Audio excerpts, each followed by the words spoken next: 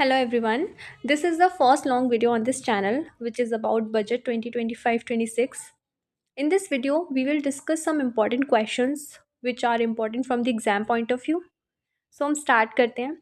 Recently, Finance Minister Nirmala Sitharaman ने अपना 8th budget present किया है एंड उन्होंने कहा देश सिर्फ भूमि नहीं है बल्कि इसके लोग हैं. इस बजट के थ्रू मोदी गवर्नमेंट अपने न्यू गोल्स के साथ आई है, जैसे कि गरीब, यूथ, अन्नदाता, नारी को सशक्त बनाना, एमएसएमई, एग्रीकल्चर, इन्वेस्टमेंट, एक्सपोर्ट को बढ़ावा देना, प्राइवेट सेक्टर में इन्वेस्टमेंट को बढ़ाना, डोमेस्टिक मार्केट में चेंजेस करके इकोनॉमी को स्ट्रॉन्ग करना, विकसित भारत के सपने को साकार करना एंड मिडिल क्लास की स्पेंडिंग पावर को बढ़ाना. तो हम क्वेश्चंस को स्टार्ट करते हैं. फर्स्ट क्वेश्चन इज़ बजट 25 में वेजिटेबल एंड फ्रूट्स का प्रोडक्शन बढ़ाने के लिए 100 एग्रीकल्चर डिस्ट्रिक्ट में किस स्कीम को स्टार्ट किया जा रहा है. तो बजट 25 में गवर्नमेंट ऑफ इंडिया ने एग्रीकल्चर सेक्टर स्ट्रॉन्ग करने के लिए पीएम धन धान्य कृषि योजना को लाया जा रहा है एंड ये 100 डिस्ट्रिक्ट में लागू की जाएगी और इसका गोल है प्रोडक्शन को बढ़ावा देना. इस योजना से 1.7 करोड़ फार्मर्स को डायरेक्ट बेनिफिट मिलेगा जिससे वो मॉडर्न टेक्नोलॉजी का यूज़ कर पाएंगे. सो नेक्स्ट क्वेश्चन इज़ बजट 25 में किस स्टेट में मखाना बोर्ड की इस्टेब्लिशमेंट की जाएगी. So answer is Bihar. Makhana means fox nuts. ये प्रोटीन से भरपूर होता है. ये आयुर्वेदिक स्नैक्स में काफ़ी यूज़ में आता है. सो ये बोर्ड जो है बिहार में ही क्यों ओपन किया जा रहा है, क्योंकि बिहार एक लार्जेस्ट प्रोड्यूसर है मखाना का. फार्मर, बिजनेसमैन, इन सब के लिए ये रेगुलेटरी बॉडी को ओपन किया जा रहा है जिससे फार्मर्स, बिजनेसमैन फेयर प्राइस और मॉडर्न टेक्नोलॉजी का प्रॉफिट ले पाएँ. इस बोर्ड की हेल्प से फार्मर्स को मिडिल मैन की वजह से जो नुकसान होता था वो अब नहीं होगा. ये बोर्ड उनके लिए एमएसपी डिसाइड करने में हेल्पफुल होगा. इंडिया का मखाना इंटरनेशनल मार्केट में डिमांड में रहता है, लेकिन ब्रांडिंग, क्वालिटी सर्टिफिकेशन ना होने की वजह से प्रीमियम प्राइस का एक्सेस नहीं मिल पाता है. ये बोर्ड इन सब चीज़ों में हेल्प करेगा. नेक्स्ट क्वेश्चन इज़ बजट 25 में गवर्नमेंट ने फार्मर, डेयरी फार्मर, फिशरमैन को केसीसी के थ्रू लोन की लिमिट को बढ़ा दिया है. तो सबसे पहले हम किसान क्रेडिट कार्ड को समझते हैं वो क्या होता है.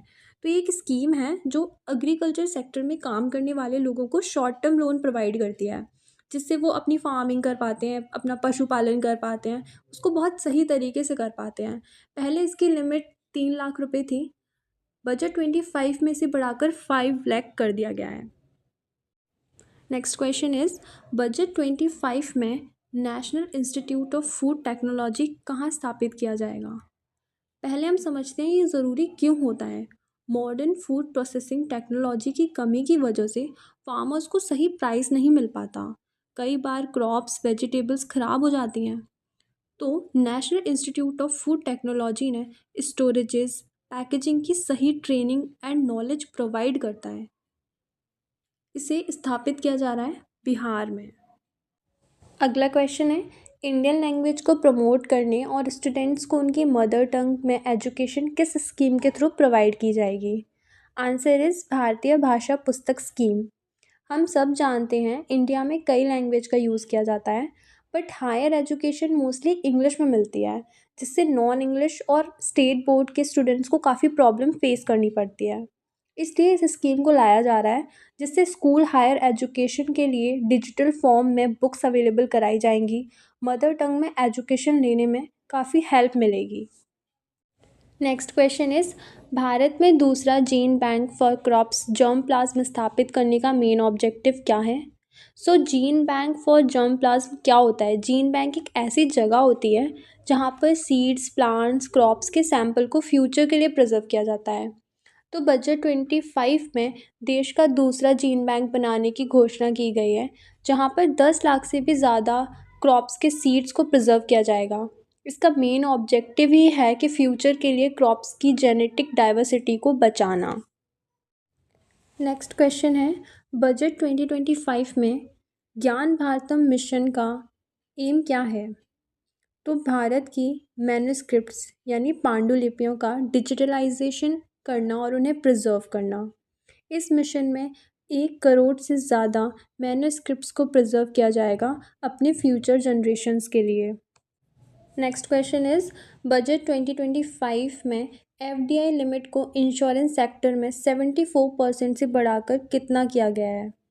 सो इसे 100% कर दिया गया है, जिससे कई विदेशी कंपनियां आसानी से इंडिया में फुल ओनरशिप के साथ इन्वेस्टमेंट कर पाएंगी।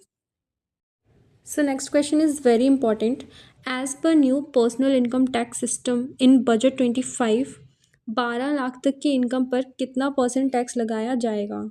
तो बजट 25 में मिडिल क्लास को सबसे बड़ा रिलीफ मिला है। इस बजट में 12 लाख तक की इनकम को टैक्स फ्री कर दिया गया है। इसका मतलब किसी भी पर्सन की इनकम 12 लाख या उससे कम है तो उसे इनकम टैक्स नहीं देना होगा। अगला क्वेश्चन है, बजट 25 के अकॉर्डिंग 12 से 16 लाख तक की इनकम वालों को कितना टैक्स देना होगा। सो आंसर इज 12 से 16 लाख तक की इनकम वालों को 15% टैक्स देना होगा। अगला क्वेश्चन है, रेंट पर कटने वाले टीडीएस की लिमिट को 2.40 लाख से बढ़ाकर कितना कर दिया गया है। So answer is 6 lakh. मतलब कि 6 लाख से ज़्यादा किसी पर्सन का किराया होगा तो उसका टीडीएस काटा जाएगा। इस चेंज से छोटे छोटे किराएदारों को काफ़ी बेनिफिट मिला है। Next question, income tax return ITR filing की टाइमिंग लिमिट को 2 साल से बढ़ाकर कितना किया गया है। So answer is 4 year. 4 साल कर दिया गया है क्योंकि टैक्स पेयर को रिवाइज रिटर्न भरने का टाइम मिल सके। अगला क्वेश्चन देखते हैं, 2025 के बजट के अकॉर्डिंग सक्षम आंगनवाड़ी व पोषण 2.0 स्कीम के लिए कितना अमाउंट एलोकेट किया गया है। सो आंसर इज 21,960 करोड़ का। इस स्कीम की बात करें तो इंडियन गवर्नमेंट की सबसे इम्पॉर्टेंट स्कीम है। इसका aim children, pregnant women, women के हेल्थ एंड न्यूट्रिशन डाइट को सुधारना। So next question is, according to budget 2025 Jal जीवन मिशन के लिए कितना अमाउंट एलोकेट किया गया है। सो आंसर इज 67,000 करोड़ का। इस मिशन का एम है हर घर जल पहुंचाना, मोस्टली इन रूरल एरियाज। इसको पूरा करने का एम रखा गया है 2028 तक। सो अगला क्वेश्चन देखते हैं, ये इम्पॉर्टेंट है टीचिंग एग्जाम के लिए। एजुकेशन सेक्टर के लिए कितना अमाउंट एलोकेट किया जा रहा है। So answer is 1,28,650 crore. ये नई शिक्षा नीति यानी न्यू एजुकेशन पॉलिसी 2020 को लागू करने, डिजिटल एजुकेशन को बढ़ावा देने और गवर्नमेंट स्कूल एंड कॉलेजेस के इंफ्रास्ट्रक्चर को सुधारने के लिए दिया जा रहा है। नेक्स्ट इज बजट 2025 में फिस्कल डेफिसिट का एम क्या रखा गया है। तो सबसे पहले हम समझेंगे फिस्कल डेफिसिट क्या है। सबसे पहले रिसीट एंड एक्सपेंडिचर को समझना होगा।